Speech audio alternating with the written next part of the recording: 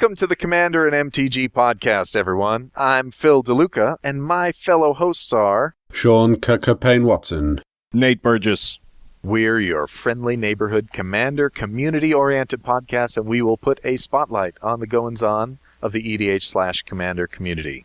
Each episode, we will talk about the topics you want to hear about and focus on your contributions. We have a big show today. We have a lot of contributions from you folks, and so you'll get to hear them. Remember to check us out on Twitter at Commanderin MTG and trade ideas with us there. Remember, and we have a special guest, and so our special guest will hear this for the first time, I think. We have 3 banned topics that must never, ever be discussed on this podcast. They are religion, politics, and Hearthstone. I think we can all abide by that, right? Especially the third one. Way more contentious than religion or politics. This episode, we're going to talk about our top 3 angels in anticipation of From the Vault Angels. Last week, at the Wizards panel at San Diego Comic-Con, the very last thing they revealed was 2 fine pieces of art for Akroma in both of her aspects. But first, before we get to talking about that, we have a very special guest, because we cannot talk about angels without including her. Please welcome the administrator of the angels, not sure what that means, the bearer of the fiery sword herself, Heather Lafferty. Howdy, boys. Morning, Howdy. Toodlepip means goodbye. That was a great introduction. It's great to have you here, and Heather, I've been a big fan of yours for a long time. I think the other Commander and hosts have been as well. Thank you for coming on our show. Well, I'm excited to be here with you guys, especially since we're all Commander bros. Yeah, we are. How did you get into Commander? I've actually only been playing Commander for about a year and a half now.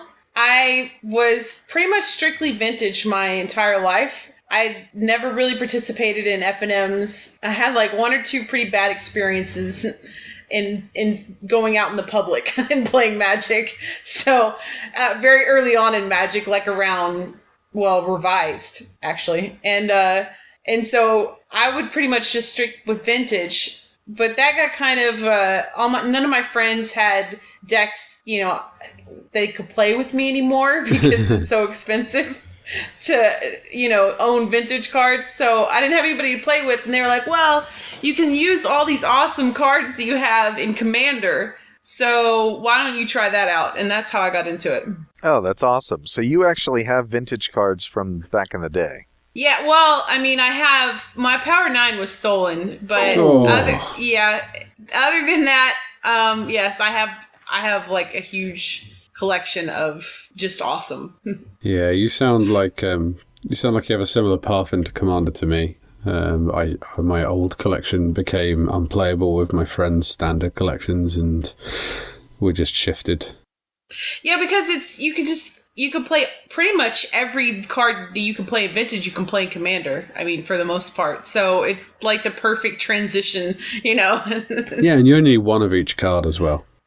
Yeah, which is useful especially when, you're dealing with the lands, because, boy, howdy, that can get crazy. Yeah, that is pretty crazy. I spent 17 years not playing Magic because I was I realized that I had maybe a problem purchasing a lot of Magic cards, and I got out of Magic about Homelands and Alliances, actually Alliances, then Homelands, and then Chronicles, because I was just looking at it. I was like, this game is kind of doomed. It's not going to go anywhere after this. They're ruining it. 17 years later, somebody at work told me about this Commander format and how flavorful it was, and I had always played multiplayer games as a hobby, and all of my Magic playing for the most part was multiplayer gaming. So I got back into it, and I got back in hard. Too hard, maybe. No, there's no such thing. Well, yeah, I mean, here I am actually surrounded by cards right now. It's disgusting. But here we are. What can you tell us about your group? Now, and from what you post online, I see that they come over to your house a lot. Yes, actually, they pretty much exclusively come here. We don't, we're the random people that you hear about but you never see.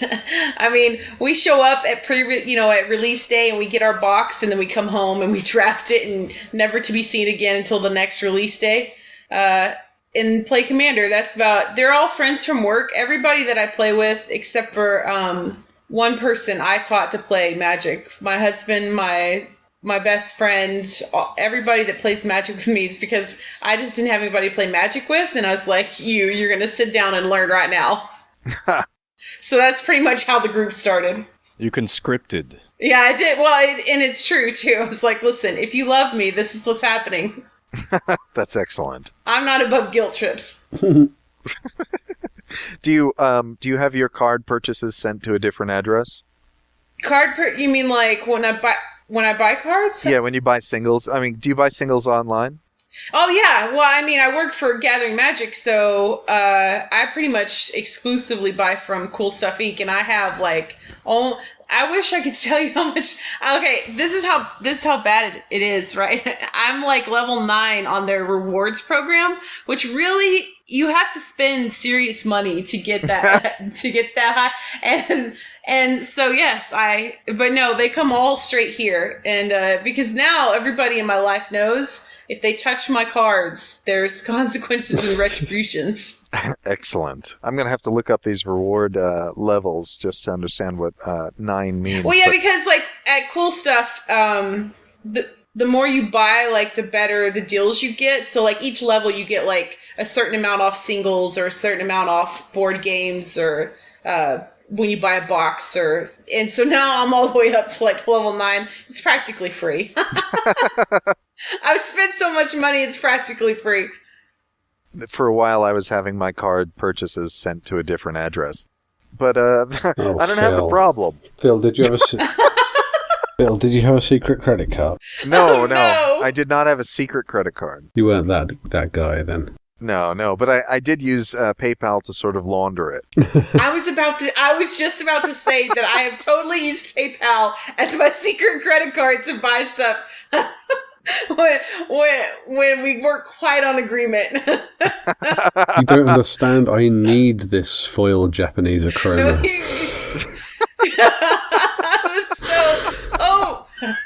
Problems. We have problems. Now, you're also a paramedic, is that right? I am, yes, on Las Vegas Boulevard, actually. Yeah, well, first of all, that's pretty amazing because that means that you either hate yourself a lot or care about people a lot. Right? Well, it depends on the day. It's a daily, it could go either way. Wow. Speaking as a nurse type, those two things are not mutually exclusive. No, they really are not. Sean identifies as a demure, for what it's worth. Oh. Knowledge and power.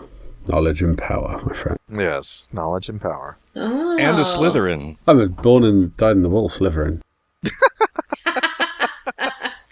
Well, you definitely can't be on my Christmas list then, because we're all angels all the time. You do have one Mardu angel, don't you?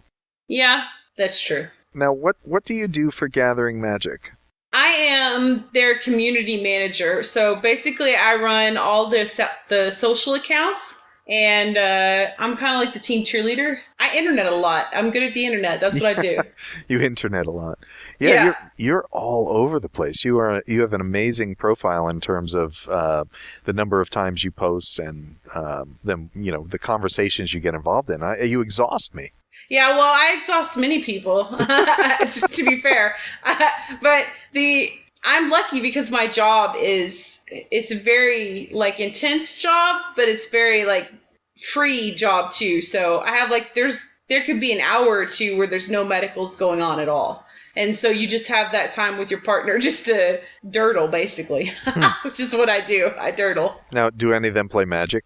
Yes. Well, no, my partner doesn't, but a few of the people I work with, I've made learn Magic because sometimes it's so boring. And, if you've been in the medical field at all, it's hit or miss. You could have 30 patients in an hour. You could have nobody for 8, so it's just, it's pretty random. What does a community manager for Gathering Magic do? I run their Twitter, Facebook, Instagram, Tumblr, if it's on the internet, if it's our presence on the internet, it's my job to coordinate it, to interact with our followers, readers, fans, and just make sure that people are happy. If they have a complaint or an issue, that the right people are being told about it and somebody's noticing. Just to be the voice of our followers. You not only run your own @RevisedAngel, but you also run all of the Gathering Magic social media? Yes. So the announcements about new articles and the like, they all come from you? They all come from me. I do that. How do you find the time? That is I know. amazing. Well, there's not much sleep that happens. Yeah. All right. Yeah. But what are you going to do? You got to hustle. You and Nate will get along just fine. Nate rarely sleeps, and when he does, it's sometimes catastrophic. Oh, no. It's just hours and hours at a time. But then, again, he's up for another day and a half, 2 days, and crashes again. And that's how he's been playing play testing a lot of Commander, because he has such an erratic sleep schedule. He can essentially play Commander when, like, one group falls asleep and the next group wakes up, and he just keeps playing with them. It's when Germany wakes up and when England wakes up, and there are different shifts in the day where there's like a lunch rush of players in different zones of the world. Yeah, how cool is Oh, that? wow, that's crazy. Yeah, absolutely crazy. I just get to play Commander basically with my best friend and husband. That's just about it. I think Nate started in December, and I don't know what the numbers are, but I am sure he has played more games of Commander than I have. I've been playing since summer of 13. He's just amazing. And he's a vicious player, too. We have to get you playtesting sometime. Oh, well, I love that. I mean, Vintage is my, that's my home. So the more vicious, the better. Yeah, I know. The early game is shuffling. Is that it? Mm-hmm. Mid game is mulligan, and the late game is first turn. Have you played any tiny leaders? Somebody's got vintage jokes. No, I have not. I have heard about it, and I've had a couple of people on like daily. I'll get like a direct message telling me I have to try it out, but I have not yet tried it out. Yeah, we dabbled a little bit with it, but it doesn't have the battleship qualities that I think we really like about Commander. I like the singleton part of it, too, because it adds more variety to the decks, and it keeps the cost down because you don't need 4 of some super-powered card.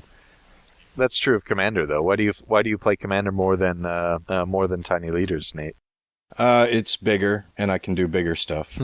In my opinion, if you're playing Tiny Leaders, you might as well just play Vintage or Legacy. Like, I've got a Tiny Leaders deck, but every time I play with it, I wish I was playing Commander. Mm-hmm. So, the first time we're asking this question... Woo-wee! What was the last Commander you played? Kaalia. I mean... Oh. What other choice is there in life? The Angel Enabler. There's just nothing better than when Kaalia hits the table and everybody just groans. And you're just like, I love life. Do you put demons or dragons in your I Kaalia do. deck? I have all... normally, I don't ship demons. I mean, normally, if you even crack a demon around me, that's it. You're banned. You're all, Christmas. No, absolutely not. Excellent. But no, I do have in this Kaalia version. I don't know if you know Chaz Andres writes for Star City Games. Sure. He made my Kaalia deck for me actually, and I sent him an email and I was like, listen, I want something vicious. It's like I want to make people cry, and so he made this awesome list for me, and it had all of them. It has the angels, dragons, demons. I presume it has Master of Cruelties to say you're dead. Yeah, it has Rakdos, both Rakdoses. It has Armageddon. I mean, it's vicious. It's amazing. Listen to her laughing. It's vicious. No, but really, come on. It's just awesome. There are 2 Kaalia decks in my meta, and people have got used to dealing with it. And the Kaalia decks tend to get very upset because everyone just sits a removal spell sitting by to instant speed take her out. Just go, yeah, you're not going to get to enjoy this very much. Well, I mean, that's what you have to do. I mean, it has to be like in your face kind of thing, or otherwise she's just going to whoop you. Yeah, so do you get suppressed a lot? I mean, you must get suppressed a lot. Surprisingly, I don't, because I'm fortunate that most of the people I play with are even dirtier than me. So they really love their flavor decks. And nobody yet has... I do have a Kimba deck that I'll play when everybody's super tired of Kaalia, but no, they haven't quite figured out how to meta me yet.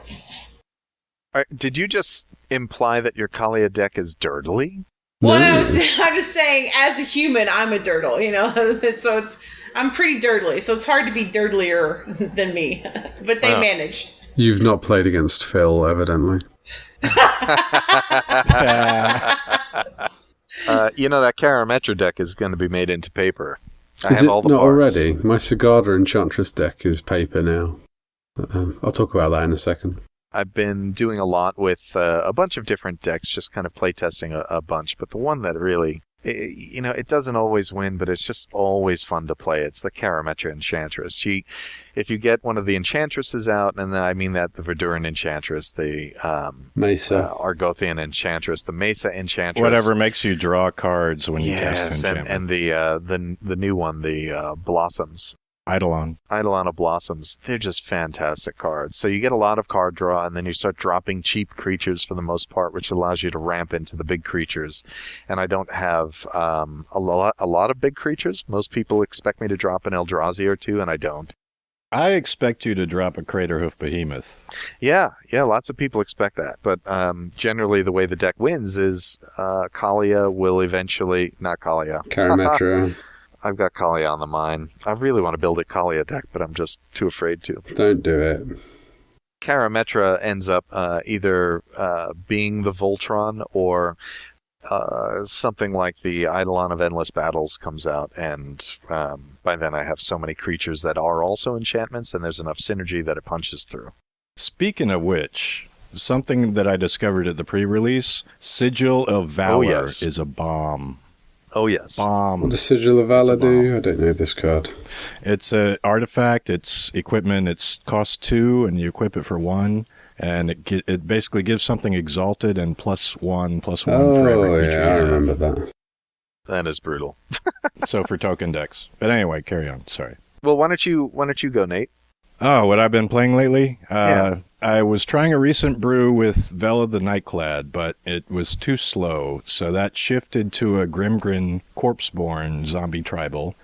And I'm also building a new 5-color Child of Alara deck that has shown some promise in the wild. We will have to play test against that. Is it a Child of Alara deck like Josh Lee Kwai's? It's in the Josh Lee Kwai spirit of 5-color decks. So it's a decoy. Hey, those are your words, not mine. I think yeah, well, we'll see. Yeah, I guess we will. It's always nice to have a board wipe available to you at all times. So, Sean, what are you playing? I have been obsessing and fine-tuning my Sen Triplets Artificer deck to near perfection. It's doing really well. I swapped out a lot of stuff and put in more artifact-focused things. I've been abusing the hell out of... I had to edit my own swearing then. Abusing the hell out of Arkham Dagsum a lot, who's an amazing card from Cold Snap. Yeah, he is. And I managed to hit the magical Christmas land of Darksteel Forge, Mycosynth Lattice, Indomitable Archangel the other day. Yay! I have an entire indestructible shrouded board state. Fun for me. And then I was playing against Nate's Vela the Night-Clad deck the other day in a 3-way, and because his Vela deck was so slow and it's in blue-black, my Sen Triplets was basically playing the game with 2 hands. Yep. It was lovely. Cheers, Nate. That was really helpful of you. No. Oh, that was annoying. Ugly. He took my Sholdred. I had over and over Children in my again. hand, and I had no black mana on the board, so I had a handful of black spells, and I couldn't do anything with them. Right, Oh, no. It was awesome. I'm And, sure yeah. Heather would agree, right, that if there's a if there's a Sheldred I in do agree. someone's hand, somebody should be playing it. Just because you lacked capacity, Nate, it doesn't mean that my sisters of what I could. Esper couldn't do what they. You did cast that one blue spell. You're right. Yep. It was a very black hand to keep 3 blue mana in. Not that this is related, Heather, but how would you take apart a Sen Triplets deck? Like, how would you just destroy it? I have no idea. It's a control deck. You must have angels that remove artifacts and If and you're hate. playing Kaalia, you have access to Vandal Blast, right? And Shattering Spree. Oh, yeah. Oh, yeah, okay, I see where we're going with this. Although someone Vandal blasted me the other day. I had a Mycosynth Lattice out. And I Arkham Dagsoned in a Darksteel Forge and said, "Oh, cool! You've just blown up everyone else's permanents other than mine and yours. Good work." Oh, God. Yeah. And then the other real question is, would you gang up on a Sen Triplets player if you were playing against one? I mean, everybody always gangs up on Kaalia, so I'm all for ganging up on people. Excellent, excellent. Kaalia plays in 2 of the triplets colours as well, so you'd be a prime target for being Oh. mind, Is that a mind threat? locked. I'm hearing a threat. That's not a from threat. Sen That's Triplets. just saying that if you're playing in 2 of the 3 Esper colours and someone else is playing Sen Triplets and they've not hit the Celestial Dawn or Mycosynth Lattice, yeah. The way to beat it, people listening at home, is to make sure anything that gives all the artifact shroud gets killed quickly. So Leonina Boonus and Indomitable Archangel are the 2 ones you'll see mostly. And make sure you hold a Return to Dust or an Exile target artifact to kill the Darksteel Forge, which will get snuck into play. They will never be paying the 9 mana to cast that. Because as soon as that hits the table, you're in a lot of trouble. Sounds good. I expect Avacyn as well. Why am I telling people how to beat me? Don't do any of those things. It's okay, it's all recorded. Anyway, welcome to the Sen Triplets podcast. Where we... Oh, whoops. What is Timmy the Turn Turtle doing here? I tapped him by accident. I think I Alright. should have had coffee instead of alcohol before the... For the I was record. having a glass of wine. I probably should have had coffee. Right there with you. What are you drinking? Just a rose. That's half a glass of red wine and half a glass of white wine mixed up in a tumbler. And delicious. Shaken, not stirred. I should be drinking my regular rum and coke right now, but Oh, rum and coke, I'm for it. yeah. Yeah, now you're talking my language. Yeah. I'm drinking cold tea out of a New York Giants mug. Yum yum. The Giants, really? Yeah, I'm a big Giants guy. Oh, wow. Yeah. Okay. Oh wow, how's Las Vegas' I mean, football that's an team option. doing? I mean, the Dallas Cowboys, that would be a better option, but... Oh, Christ's sake. Just... I watched the Cowboys this year because they played at Wembley, and sadly they were playing the Jaguars, so it was a foregone conclusion. And just, I just sat around, everyone was cheering on the Cowboys. It's like, really? Do you actually think you can win a championship with Tony Romo? And not one of them could honestly say yes. Welcome to Football Talk. Sports ball for the win. Yeah. It's not politics or religion, is it? Yeah. Well, I mean, the Cowboys are kind of a religion in Texas, so depends on where you are. Are you originally from Texas? Yes. Oh. Can you not tell by that voice? I could tell. I could hear it in your accent. Especially the more wine I drink. Yeehaw. In England, people generally follow, if they were a teenager or a child in the 80s, they follow the Dolphins or the Cowboys or the Bears. And if they're a kid now, they follow the Patriots, which is depressing and sad. That is depressing and sad. Yeah. I once had explained to me that to support the Patriots or to choose to support the Patriots is like supporting any other sports team, but where every other player is Hitler. I was like, oh yeah, that's a good analogy. Goodness. I was like, yeah, that makes sense. But yeah, I'm a Giants guy. So, go Manning. The real Manning. Moving swiftly along to Angels, I think. It's along to Angels. Phil has to edit about 4 hours of sports talk out of... Oh, God in heaven. I swear we should just get the sports talk out of the way early. When Josh Lee Kwai was on, we had a good chat. But yeah.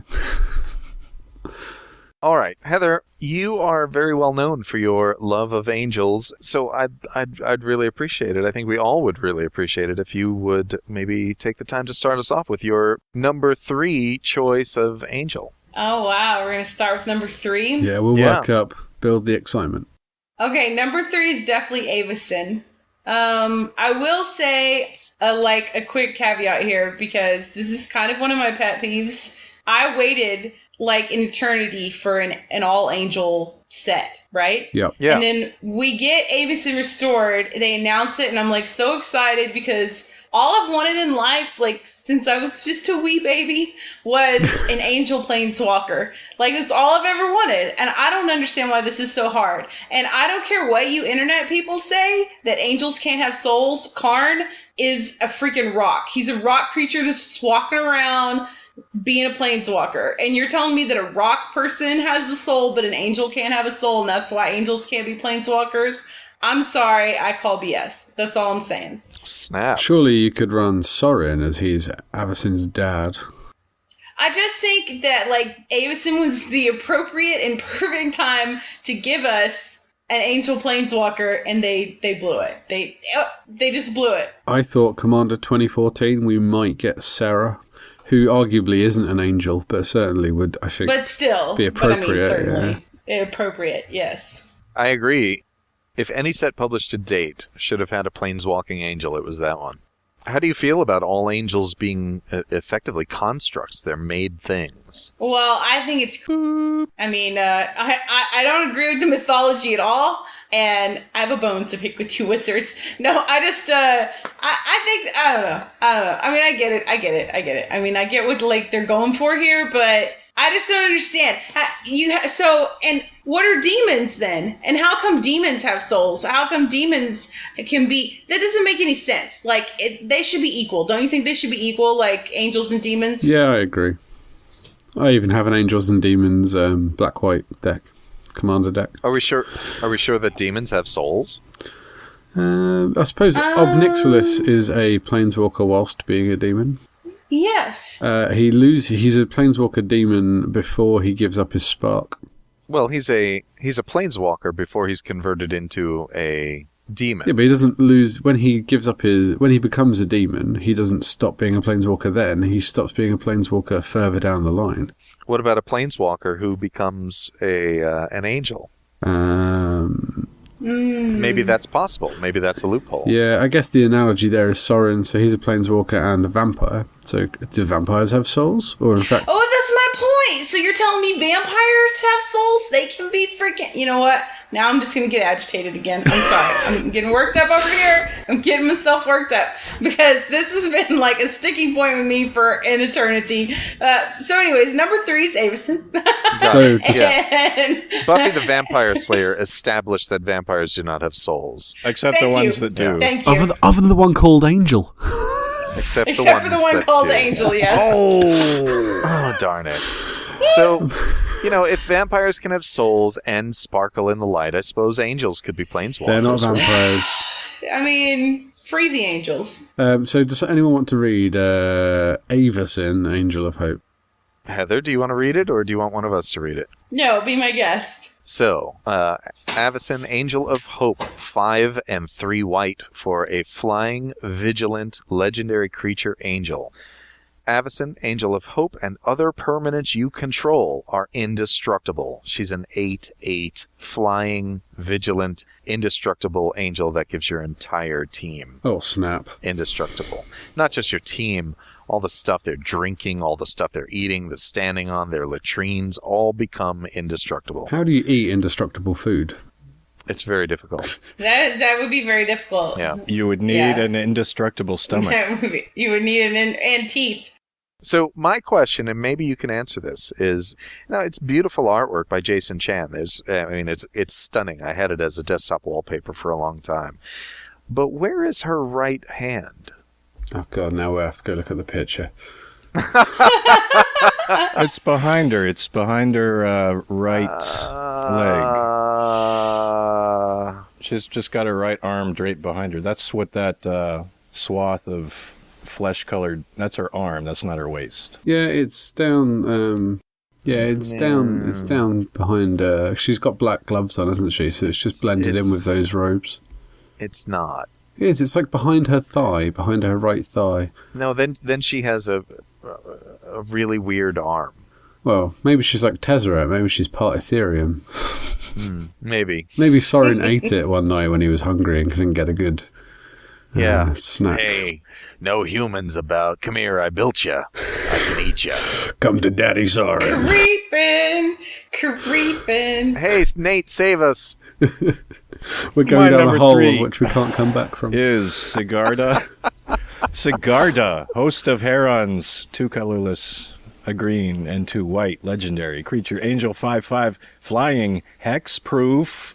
Spells and abilities your opponents control can't cause you to sacrifice permanents. What? So this is the green one of the Powerpuff Girls, as Mark Rosewater described them.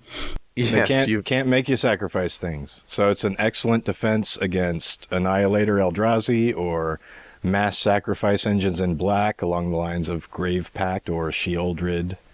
And my Uriel the Miststalker has Sigarda in the deck as a backup hexproof commander. Well, thank goodness you can shoot her with creature remove. Oh, wait, you can't even do that. Nope. So when the Tok rule change happened, this was a card, I guess specifically linked to Terminus, and obviously the Tok counterspells. This was a card that everyone cried about and said, what about Sigarda, amongst a few other key hexproof commanders. Oh, she is so weakened now. No, not really. No, so... It's still awesome. Because she was in green, you could go get her out of your deck anyway, quite easily. She's the commander of my enchantments deck, which basically tries to Voltron her out. She's horrible. My meta runs a lot of Grave Pact, Dictate of Erebos, Diabolic Edict type effects, and she just says, nope, not playing with that. Die. Mm-hmm. Sean, what is it? So does this make your top 3 lists at all? Not on mine. What's your number 3? My number 3 is a bit of a flavour card for me. It's objectively not that powerful, but I just love this card because I've used it so many times. It is the Angel of Despair. It's 3, 2 white and 2 black for a 5/5 flying angel, so quite expensive, but when it enters the battlefield, destroy target permanent. So this is a champion in all sorts of graveyard recursion decks, especially Athreos. It does very well in. It does, yes. I've used this politically before to have a setup with someone, like if someone's got a really good board state, I will find a way of looping it in with another player and say, right, can you please return my angel and I'll destroy that doubling season or that whatever. It's very expensive. 7 mana is not cheap. But it nearly devotes Athreos himself. The artwork is awesome. That shaven-headed angel lady with the Orzhov sword, it looks badass. Yeah, great card. Anyone got an opinion on it other than me? I like the card art because that, along with Teriel Reckoner of Souls, is most likely to be on the cover of a metal album. And also the horizontal nature of the sword cutting through like the bottom 40% of the picture. You can put your lands behind that sword and you put all your creatures. It's naturally divided for you to set up your board state in a Magic game as a playmat. Yeah, that would be a cool playmat. Do you have that as a playmat yet? No, but I was thinking about that, or there's a Goblin card. I'll need to look it up. I'll get back to you. All right, so that was also my number 3, Angel of Despair. Nate, there is some fine Angel of Despair artwork that you can use for a custom playmat. Heather, what is your number 2? My number 2 is #LikeABoss Restoration Angel. Mm-hmm. And I love her not just because of Commander, but also because I play her in Vintage too. So I play the Blue Angels Vintage deck, which is her and Snapcaster Mage and just a whole bunch of beep, which is just a bunch of awesomeness. And but she's amazing. She's only 4. You can flash her. She's flying. I mean, it doesn't get better than her. It doesn't? No. Well, okay. There's one. There's one better than her, but she's pretty amazeballs. Yes, she is. I agree, though, with your initial statement. It doesn't get better than her. We'll have to see what your number 1 is, but I put her as number 1. Just so we should many read hijinks. Her. We haven't actually read her out. Oh, we haven't? No. How clumsy of us. Let me. Restoration Angel. Hold on. I will read it lovingly. Restoration Angel. 3 and a white for creature angel 3/4. Flash. Flying. When Restoration Angel enters the battlefield, you may exile target non-angel creature you control. Then return that card to the battlefield under your control. This card has been brought to you by Perversion. There's no perversion there. That was loving. It's like I was describing my daughter. She's just beautiful, and that art with the angel coming down and her wings are spread and enveloping this poor soldier who has so clearly been through a rough time, and she is then exiling him and taking control of him, which, hey, so that's all right. What are some of the top or favorite tricks to pull with this card? Because it feels like a tricky card. It feels like a card that you can do shenanigans with. There are a few. My favorite, which I rarely get to do, is temporarily assume control of some other person's creature, and then resto it and bounce it because it comes back into play under my control. You're such a band player. It's like the Marquesa trick. It is. It's like the Marquesa trick, but before Marquesa. Marquesa ripped this off. Whatever. But the real fun, if you play in a meta that allows you to kind of go off in combo land, is Kiki Jiki and Restoration Angel. And what the best part of that is, even though it all has haste, it can get really intimidating when you create exactly 1 million Restoration Angels at the end of your opponent's turn. Not that you need to, because you could do it on your turn and then kill your opponents, but, style points. So Phil is advocating the use of 2-card infinite combos, folks. 2-card infinite combos. I'm just saying that when it happens. He's talked about Squirrel Nest and Earthcraft before. Yeah. Lovingly. Squirrels are so cute. Squirrel. I thought I'd do it. Other people at home were thinking that, so... Yeah, absolutely. Nate, what's your number 2? Oh, well, first, let me interject. I found some of the other images, card art images, with that, with the proportions of the horizontal divider that you can put your lands behind. If you're playing white, a quarter paladin. If you're playing red, wandering goblins, and they're both like holding a weapon horizontally. And if you're playing Grixis, Pools of Becoming has a horizon line that looks pretty cool. Wow. Anyway, my number 2 is Linvala, Keeper of Silence. 2 colorless, 2 white, legendary creature angel, 3/4 flying. Activated abilities of creatures your opponents control can't be activated. And when I typed this in, I noticed that Linvala was not in my Mare Bear deck, and now she is. Wow, Linvala's bad. She's expensive, like dollar pounds wise. Not if you're playing Kaalia. She's cheap. Casting cost for a 3/4 flyer. She's about average, I guess. I hate that card. That makes me love it more. It's become a bit of a joke in my paper group, this card, because one of our players, who should not be named, was upset that he was losing a, quote, arms race in buying cards with a couple of others of us, but then went out and spent the £37 on one of these. We're like, do you know what you could have bought for £37? And then went through our decks and worked out there was a grand total of about 6 activated abilities on any of our creatures. So yeah, that was good investment. Well done.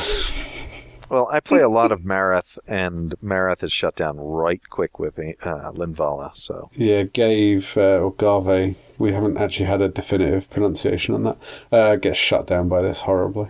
Yep, yeah, the Mare Bear deck is specifically designed to shut down specific commanders. Mariaki. I hate her so much. I hate her so much I might build one. Nate, that seems kind of mean. Reasonable. We should do an episode on meta counter design.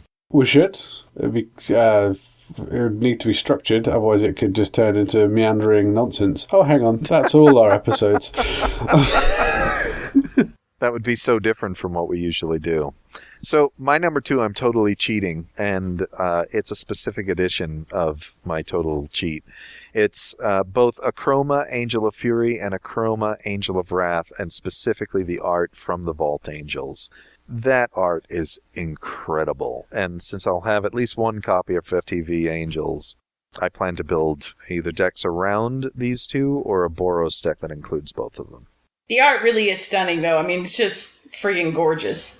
It's unbelievable. I want it on everything. I want it on T-shirts. I want it plastered across my breast. I want it on play mats. I want it on boxes. I want it everywhere.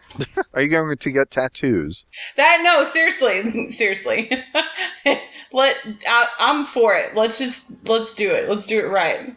I almost got a Demir signet tattooed on my arm once. I regret not doing it. Oh.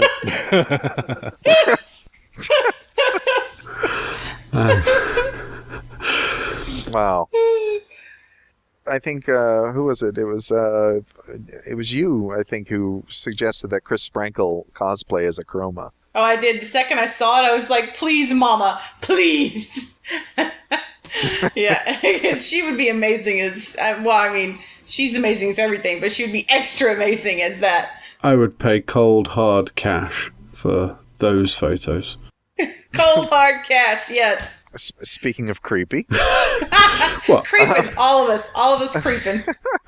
She's an objectively attractive lady, and that is a sexy costume.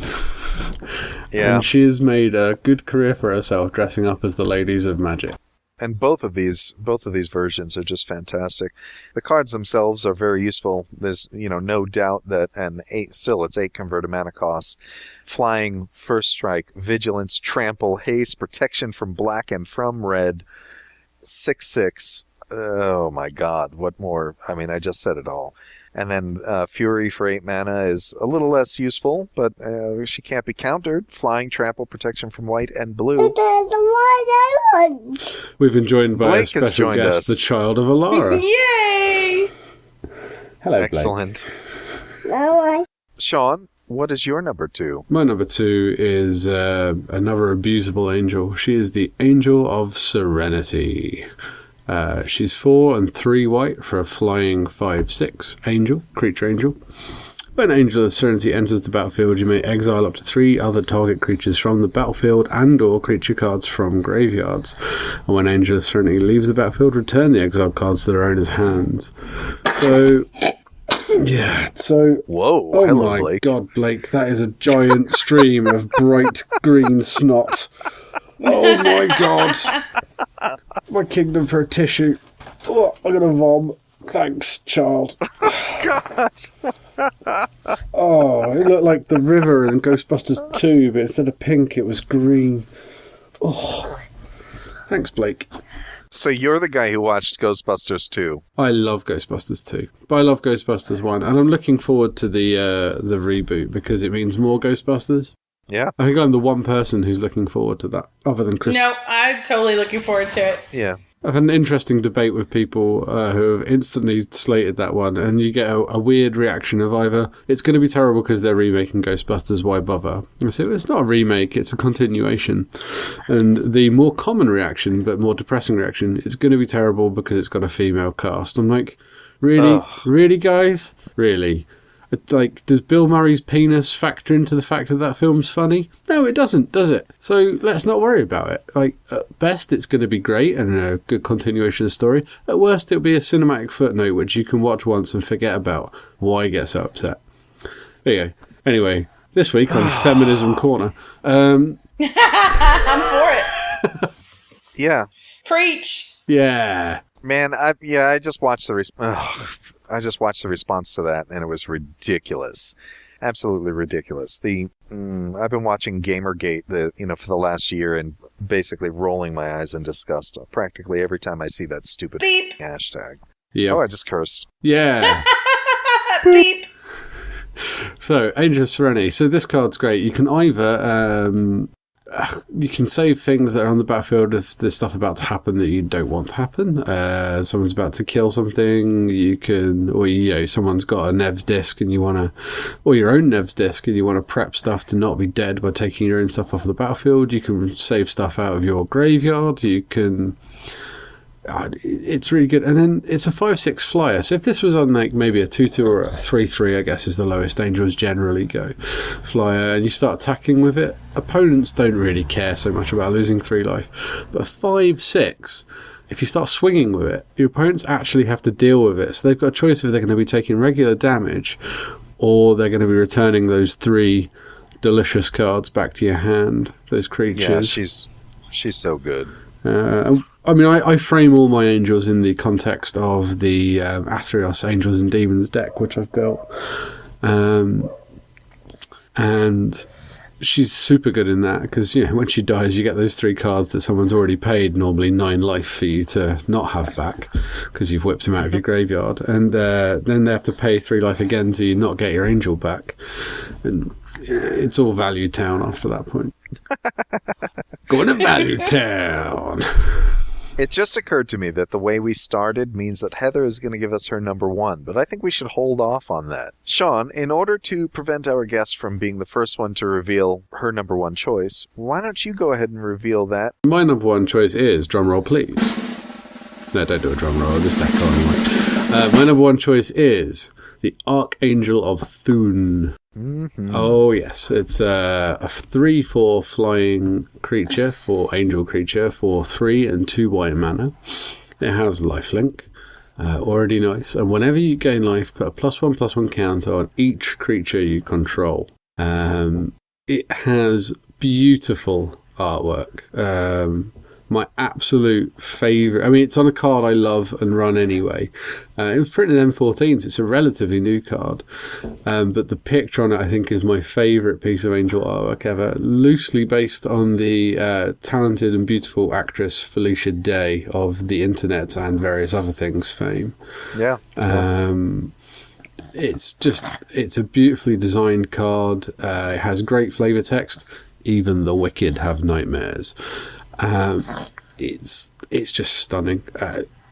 So many applications. If you put this in a token deck, I mean, even if you're only swinging with her, the lifelink suddenly pumps your entire team permanently just off her.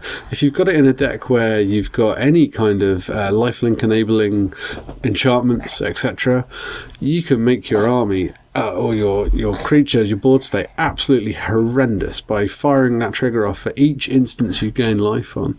If you have an effect that says, pay 1 mana, gain 1 life, or pay X mana, gain 1 life, you can fire it over and over again and just pump your entire team. This is a simply stunning card. It was my favourite card from M14, which I think was a very good core set. Yeah, it was a lot of people's favorite card too, and it's currently residing at $16, despite rotation. So I was in a Toys R Us buying Blake a stroller, I think, and I randomly picked up a single booster of M14 because they had them on the counter at the checkout, and I pulled an Archangel of Thune out. I was like, sweet, nice, yeah.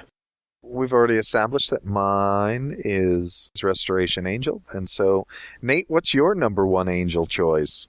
My number 1 is Karmic Guide. 3 colorless, 2 whites. Creature, Angel, Spirit. 2/2. Flying. Protection from black. Surprisingly relevant. He's got Echo.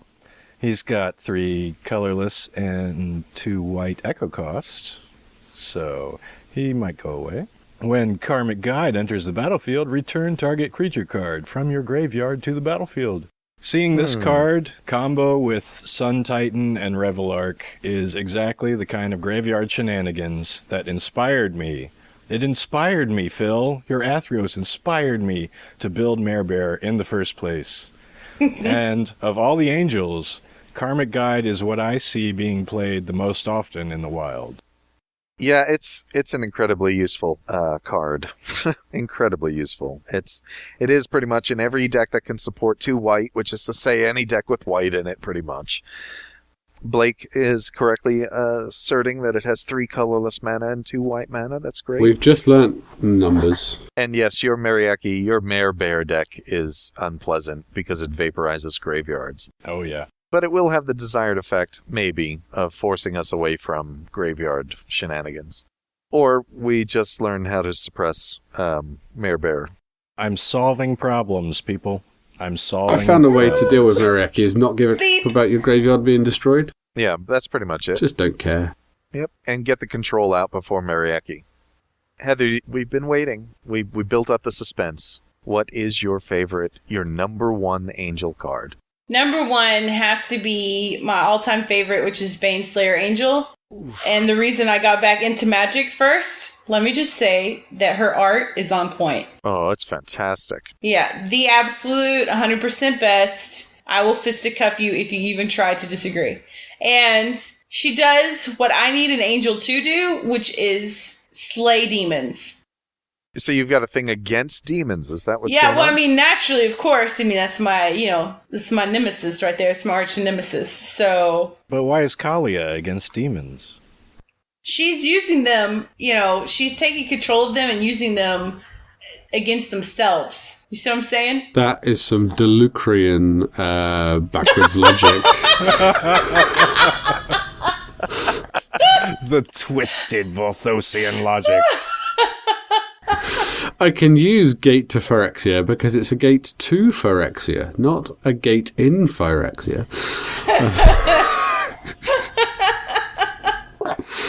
As all right-thinking people know, Phyrexian cards are evil. Did you hear that? That's Blake saying the word hypocrites.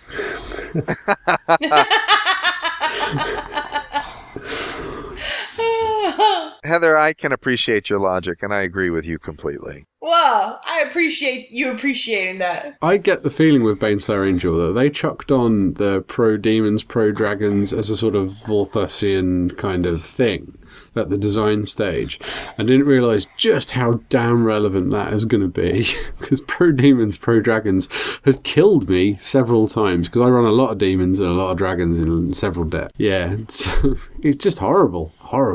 Yeah, it's called trinket text, I think, where they just add a little bit onto a card just to make it more flavorful. Heather, we were thinking about replacing Sean with Blake as a host on the podcast. Yes, Blake agrees. He says, "How much do I get paid?"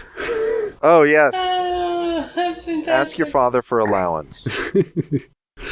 Yeah, Baneslayer Angel was on my honourable mentions. It's fantastic. Oh, it's just so good. It's expensive though, isn't it? £pounds wise. Yeah, it is. Yeah, it is. Yeah. It's another $13, $14 card. Not as expensive as it was though when it was in standard. Oh Christ! My, I can assume. God. It's the this would be the card. The Thunderbreak region of its set, I guess. Yeah. I had at the risk of pandering, I actually have the Serra Angel as one of my honorable mentions. I think Vorthosy, that is not pandering, that is a legit call. Yeah, I mean, there is no more legit call than that.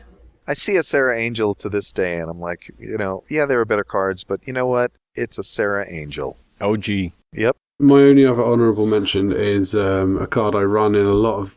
You know me, guys. I run a lot of control strategy, and this is the most control-y angel there is, in my opinion, which is Angelic Arbiter, which is 5 and 2 white for an angel, 5/6 flyer. Each opponent who casts a spell this turn can't attack creatures, or each opponent who attacked with a creature this turn can't cast spells, which is pretty... Oh, yes, that's great. You would like that card. Yeah, that's me and an angel there. It's white card, so it's not too blue or black, but it feels very blue-black in several ways. Heather, we have some listener questions. If you still have the time, it would be awesome if we could ask you a few of them. Yeah, go ahead. All right, great. Nate, why don't you take us down this merry listener path? Aaron Marion at ACM 1300. What's your favorite archetype and why? Oh, wow. Is Angel an archetype? I mean, it's a creature type. I don't know if... Is tutoring and putting creatures on the board an archetype? You know what? We're just going to... Angel. That's just going to be the answer. So take that, whatever Aaron. The question is, the answer is going to be Angel. Robin Larson at Purgatog. From a community manager's perspective, how do you think the MTG community can be more inclusive and open? Great question, Robin. Oh, wow. Great question. Inclusive and open. Well, the most important thing is if you see something, say something. That's the number one way a community supports itself and becomes stronger. So if you see, it's up to the people who aren't being put upon, who are accepted and who do feel comfortable, to help out the people who aren't. And so when you see somebody making someone uncomfortable or playing with the play mat that's inappropriate or sleeves that maybe, are making the female players uncomfortable or using language they shouldn't, if you don't feel comfortable calling them out right there to their face, then you should call a judge, or if you see something, say something. Excellent. Yeah, that's excellent advice. It's basically time for us to use a zero tolerance policy against stupidity. And harkening back to our last podcast, maybe it's not stupidity, but I just think that if you're making a situation uncomfortable for any type of player, it's not acceptable. Yeah, and then, a lot of times, not to make excuses for people, but a lot of times they aren't aware. Nobody's calling them out because people in general like to be cooperative and nice and get along. Like, that's the attitude they generally go for. So when you have somebody that's loud or, kind of pushy or whatever you want to describe them as, a lot of times, like, people just literally have never told them that's not okay. You know what I mean? Yes. Yes, I've actually told a couple of people that, and but I'm not really talking about being loud or pushy necessarily. I'm talking about making anybody who's different from them kind of uncomfortable, whether it's a woman or I've seen people make kids uncomfortable, and it's like, really? Like, why would you make anybody uncomfortable? They're trying to enjoy the same game that you love, and you're spending a lot of time you're spending a lot of time playing and thinking about. Why would you deny anybody else that pleasure? What's wrong? Yeah, and that's why it's super important to, if you see something, say something. Yeah. Yeah, Megan's article on the whole subject was wonderful. And I think at its root, if a person is not comfortable enough to say something directly, then bring it to the attention of the judge or the organizer. Yeah, judge. Because we have an awesome judge community. We really do. Holy smokes, they're incredible. At GP Vegas, I was so impressed by the quality of the judges at GP Vegas. Well, they're impressive. They're like a volunteer army.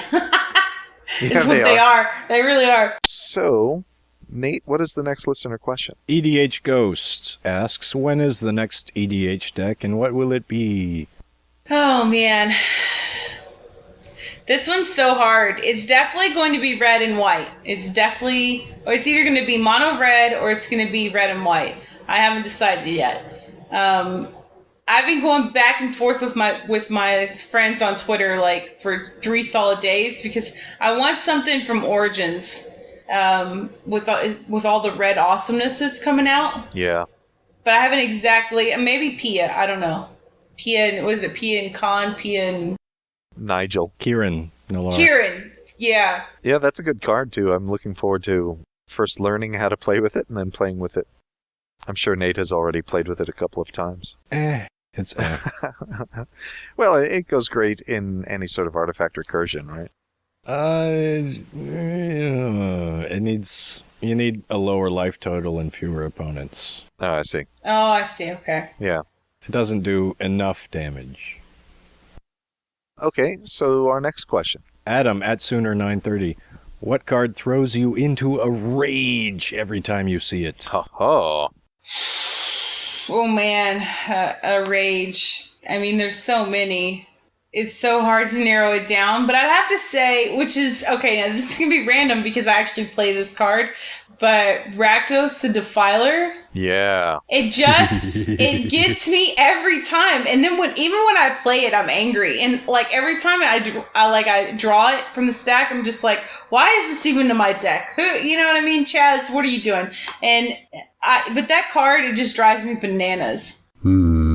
Yeah, I don't mind it so much. The card that makes me go into an apoplectic rage that I despise with a burning passion every time I see it is Iona, Shield of Emeria. I hate it. Oh, Iona's the best. I hate it so much. I love it. Like, That's fantastic. it makes me want to punch things and just scream at the person. Why? Any single card that makes it, if it's in your meta, if it's like a cancer, it spreads as well. Other people start buying it and putting it in their decks and cheating into play. Any card that once it's in your meta basically means that we can't play monocolour decks is a problem in the game. Now, I know there are people that will strongly disagree with me on this, but I hate that card. And I don't advocate any banning other than that card. If that card went, I would buy a bottle of champagne and down it, and I don't drink anything. Well, Sean, how do you feel about it? It's not clear. Get off It's the not coming fence, is across what you're clear. saying. Yeah. Should that have been the watch list this time?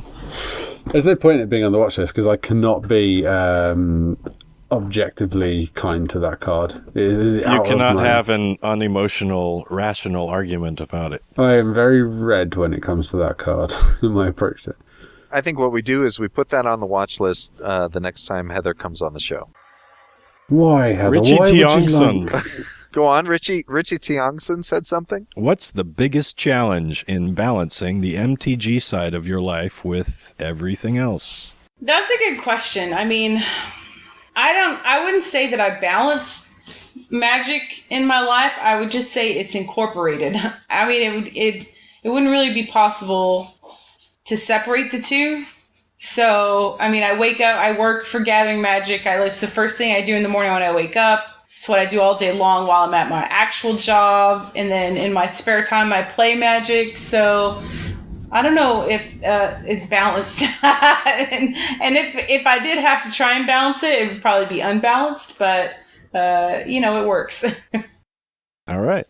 Sean J. Marvin at Mystery Meat 4000. What will your reaction be if Avacyn Angel of Hope is not in FTV Angels? Uh-oh. Okay, first of all, there's just no way that is going to be allowed to happen. Because I'm pretty sure Wizards know there would be consequences and repercussions.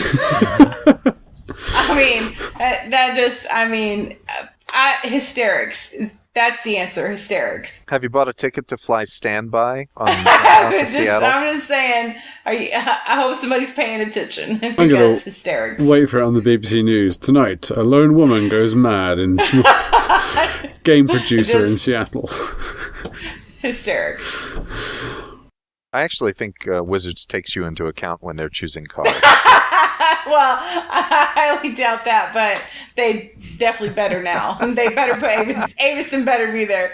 Yeah, if they know what's good for them. If they know what's good for them. As she walked booth to booth, pumping round after round into co-workers, screaming, "I am the Angel of Wrath! I am the Angel of Wrath!" Sorry. Nicholas Jaragowski at Radis Nick. Excuse me, that's a Nick. friend of the show, Nicholas Jaragowski. Recurring guest star question. Which planeswalker do you trust to save you when stuck on a different plane? Oh. Oh, wow. I mean, You can't It's take a gotta Johnny. be- You can't take a Johnny. He's off helping Josh Lee Kwai get off Zendikar or somewhere. But maybe she would want him. if I'm ever calling an SOS for a planeswalker, it's going to be Gideon.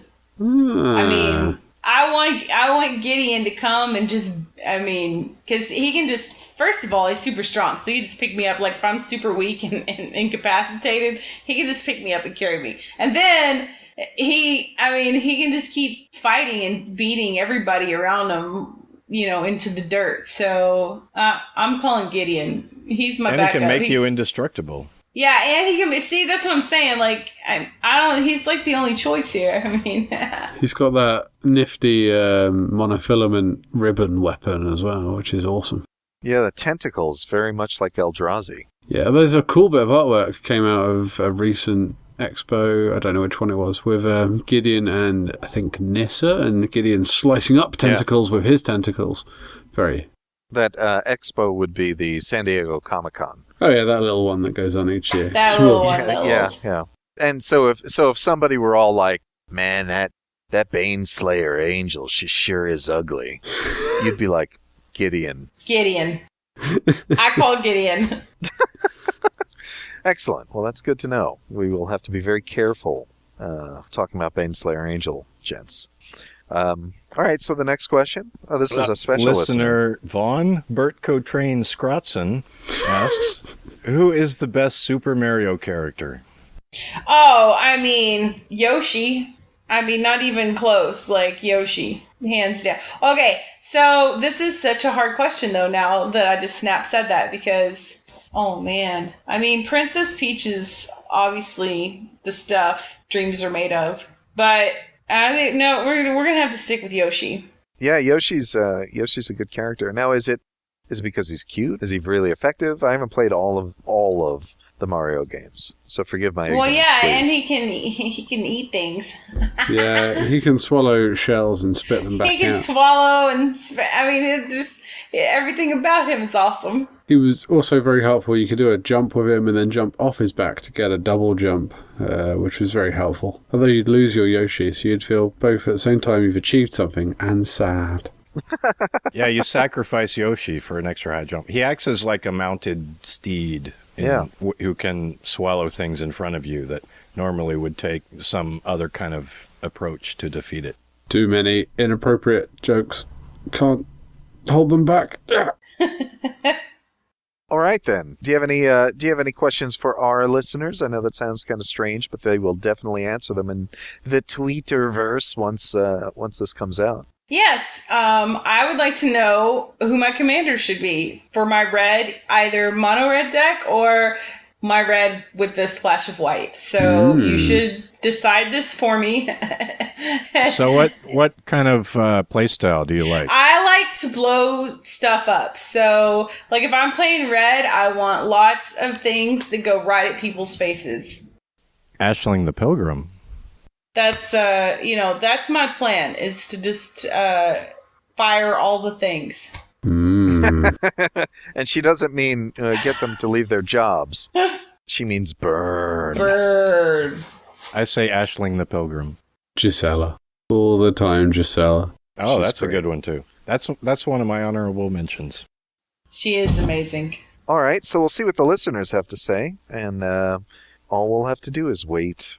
Heather, thank you for coming on the show and talking about angels. We love talking to experts and really smart people and eloquent people, and you fit all of those categories. This was a lot of fun.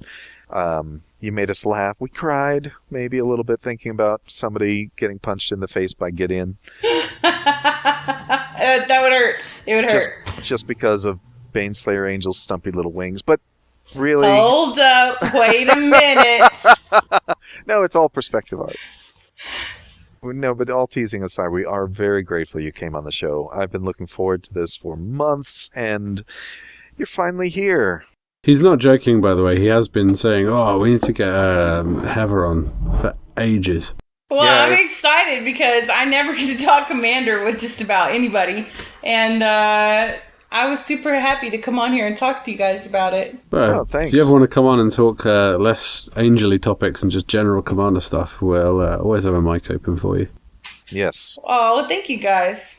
Heather, thank you for coming on to the show. It has been a lot of fun. There's going to be so much of this that we probably could never publish because it hits topics that we maybe shouldn't talk about on a family-friendly podcast.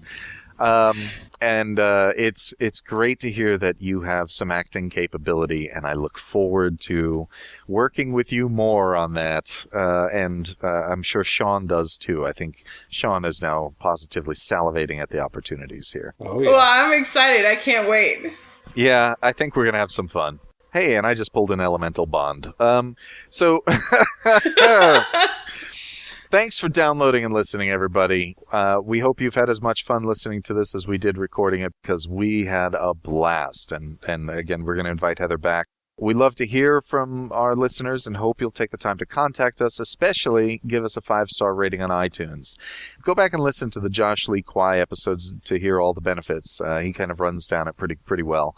But basically, 5-star reviews and actual taking the time, 30 seconds to give us a short written review, really boosts the podcast. It helps to spread the word, and eventually that leads to our ability to give you prize support.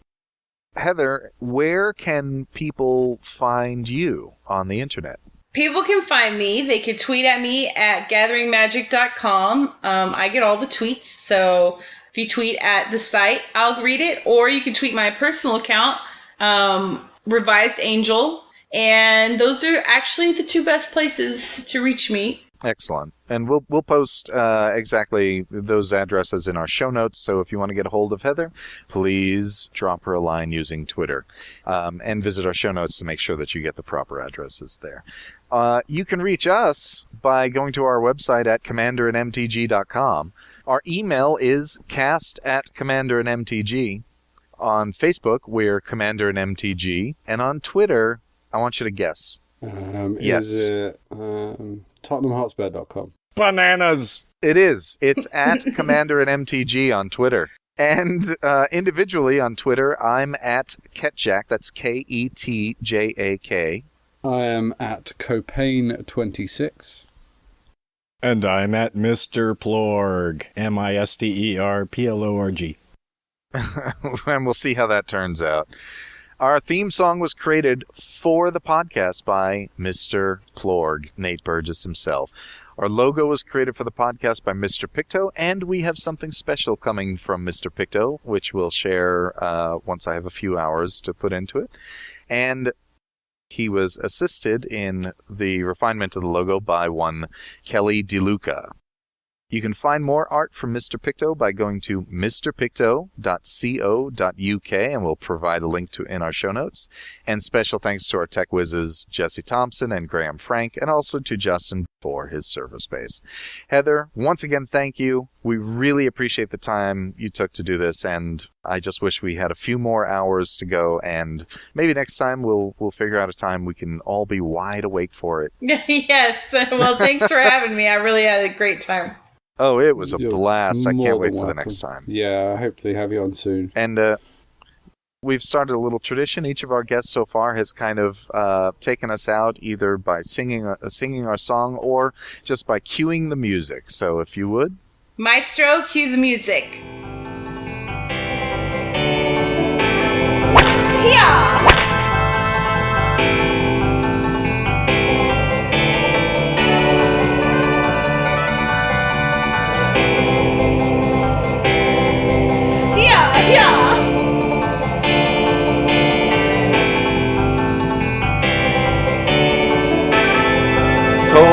Commanderin. Yeah! Okay. Marquesa prowls into a bar, and she Okay. sees a stunning white, One-eyed. tall, muscular, white furry with one eye, and he turns around and he says to her, Oh, hello. I like your clothes. Very removable. If Don't- you try to remove... I don't know!